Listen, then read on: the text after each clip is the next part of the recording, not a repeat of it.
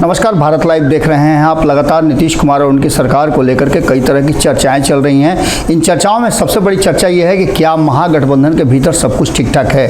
नीतीश कुमार लगातार देश भर में विपक्ष को एकजुट करने की मुहिम में जुड़े हुए हैं। इस मुहिम में लगातार उनका साथ, जहां एक तरफ उनके घटक दल के साथी दे रहे हैं, तो जिन लोगों को उस अभियान का हिस्सा नहीं बनना था वो पहले ही महागठबंधन से बाहर हो गए हैं। लेकिन इन सबके बावजूद अब एक और चर्चा जबरदस्त ढंग से चलने लगी है कि क्या नीतीश कुमार अपने महागठबंधन के साथियों के साथ पूरी तरह से संतुष्ट हैं। आपको पता है कि महागठबंधन के भीतर कोई ऐसा फोरम नहीं अब तक बन पाया है जिसकी डिमांड शुरू से होती रही है। जीतन राम मांझी करते करते इस डिमांड को बाहर चले गए, तो वहीं वाम दलों ने भी लगातार कोऑर्डिनेशन कमेटी की बात की है। कांग्रेस ने भी उसका समर्थन किया है और ये दो बड़े दल हैं, आपस में ही सारा फैसला करके इनको कोई स्थान नहीं देते हैं। अब जबकि एक बार फिर से ये सारा मामला कोऑर्डिनेशन कमेटी का बन गया है, इस मामले में कई तरह की ऐसी बातें सामने आ गई हैं जो इशारा कर रही हैं कि नीतीश कुमार अगर अपने महागठबंधन को समेट कर नहीं रहते हैं तो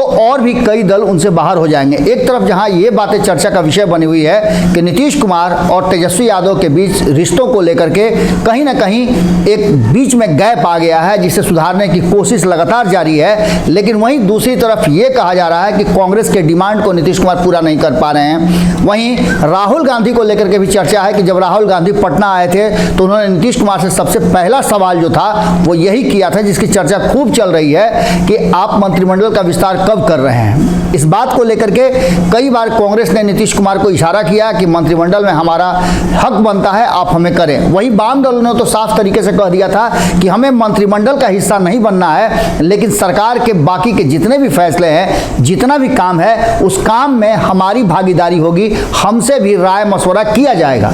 लेकिन अब इन सारी चीजों को लेकर के वाम दलों में भारी रोष है और वाम दल लगातार नीतीश कुमार की नीतियों को और नीतीश कुमार के विभिन्न विभागों के मंत्रालयों द्वारा की जा रही गतिविधियों को लेकर के नाराजगी सामने नजर आई है। शिक्षा विभाग द्वारा जिस तरह से शिक्षक नियुक्ति नियमावली को एक बार फिर से बदला गया है, उसको लेकर के भारी नाराजगी थी और वाम दल शिक्षकों के साथ खड़े थे, बड़ा आंदोलन किया और सरकार को कटघरे में खड़ा किया। इसके बाद से अभी और कई ऐसी बातें हैं। सीपीआई ने एक बार फिर से नीतीश कुमार और उनकी सरकार के फैसलों को लेकर के कटघरे में खड़ा किया है। वहीं उन्होंने इस बात की नाराजगी भी जाहिर की है कि अभी तक कोई कोऑर्डिनेशन कमेटी नहीं बनी है जिस फोरम में जाकर के हम अपनी बात रख सकें। तो ऐसी स्थिति में जब आम जनता ने हमें चुन करके भेजा है तो उनके हक हुकूक और उनके बेहतरी के लिए हमें आवाज तो उठाने होंगे। वाम दल शुरू से ही नीतीश कुमार के पूछने के बाद भी मंत्रिमंडल में शामिल होने से अपने आप को अलग कर लिया था। लेकिन अब जबकि एक तरफ जहां नीतीश कुमार तेजस्वी यादव को किसी भी तरह से समझा बुझा करके लालू प्रसाद से मिल करके सरकार को चलाने के मूड में हैं, तो वहीं दूसरी तरफ आपको बता दें कि कांग्रेस की नाराजगी तो साफ नजर आई मंत्रिमंडल के विस्तार को लेकर के। लेकिन जब सीपीआई से पूछा गया मंत्रिमंडल विस्तार को लेकर तो उन्होंने कहा कि हमने तो पहले फैसला कर लिया है, सभी वाम दलों ने यह फैसला किया है, तीनों घटक दल ने फैसला किया है कि हम मंत्रिमंडल का हिस्सा नहीं रहेंगे और नीतीश कुमार का, मुख्यमंत्री का यह विशेषाधिकार है कि वो किन लोगों को मंत्रिमंडल में स्थान देते हैं। मंत्रिमंडल का विस्तार वो करते हैं तो करें, लेकिन मुझे नहीं लगता है कि मंत्रिमंडल का विस्तार होगा।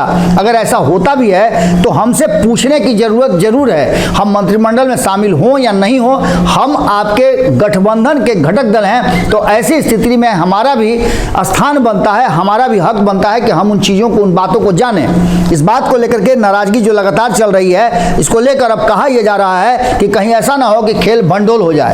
एक दल पहले ही निकल चुका है, अब बाकी के जो वाम दल हैं वो भी नाराज चल रहे हैं और बार बार नीतीश कुमार और तेजस्वी यादव से ये गुहार लगा रहे हैं कि आपने कोई ऐसा फोरम नहीं बनाया है जहां हम अपनी बातें रख सकें। इससे भी बड़ी बात कि अभी हाल फिलहाल में विशेषाधिकार समिति की बैठक हुई थी।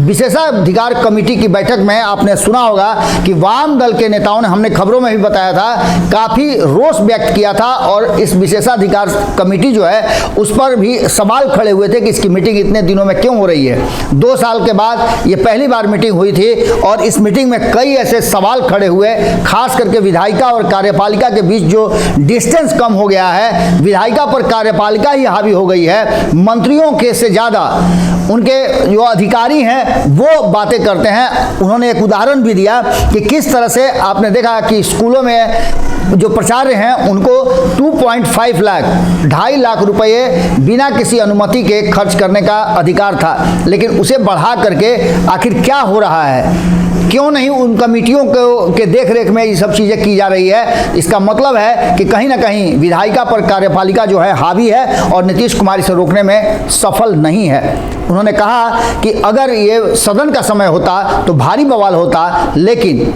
इसके साथ साथ हम ये बता दें कि आने वाले विधानसभा विधान परिषद के जो सत्र होंगे उस सत्र में हम अपने सवाल जरूर खड़े करेंगे और सरकार से सवाल पूछेंगे। इतना ही नहीं, उन्होंने कोऑर्डिनेशन कमेटी पर काफ़ी जोर दिया और देखना दिलचस्प होगा कि वाम दलों के इस डिमांड के बाद इस कहीं ना कहीं ऐसा लगने लगा है कि वाम दल की नाराजगी और ज़्यादा बढ़ती जा रही है और सरकार के कामकाज से खुश नहीं है। ऐसी स्थिति में एक और दल के द्वारा महागठबंधन के इस सरकार में आक्रोश व्यक्त करना कहीं इस बात की तरफ इशारा कर रहा है कि नीतीश कुमार के लिए भारी बखेड़ा खड़ा हो सकता है। जुड़े रहिएगा भारत लाइव के साथ, खबरें लगातार जारी हैं। अगर ये वीडियो पसंद आई और वह बिहार के राजनीति और बिहारियत से सरोकार रखेनी तो सब्सक्राइब बटन दबा के चैनल के सब्सक्राइब कर ली। ओजे एगो घंटी बा, ओकरा बटन दबा देला से कुल सटीक और मारक खबर रुआ मुफ्त में मिल जाई। अगर रुआ पत्रकारिता के हमनी के नया प्रयोग में सहयोग कर चाहतानी तो ज्वाइन बटन दबा दी। पेटीएम नंबर नोट कर ली 9386816700। धन्यवाद।